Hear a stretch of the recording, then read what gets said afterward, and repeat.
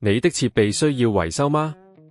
我們提供免費診斷，我們上門取件和送件，無需致電或出行。維修前先發送報價，你確認後才繼續。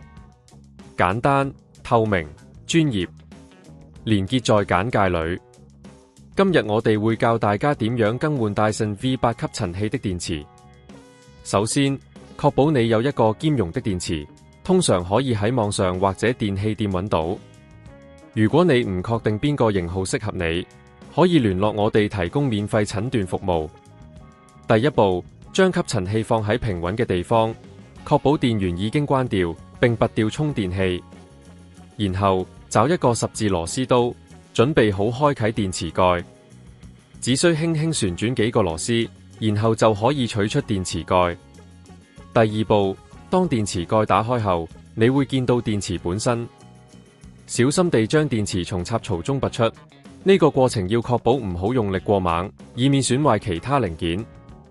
如果你覺得自己對呢個步驟有困難，記得我哋提供上門取件送件服務，可以幫你解決問題。第三步，將新電池插入，確保啱啱位於插槽中，然後輕輕推入，確保佢牢牢固定。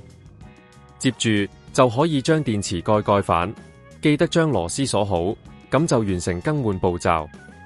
最後，將吸塵器連接充電器，充電大約幾個小時，等新電池充滿電。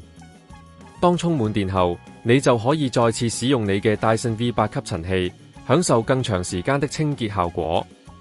如果你不想自己動手，隨時可以聯絡我哋提供的維修服務，並且維修前會提供報價，確保你滿意再進行維修。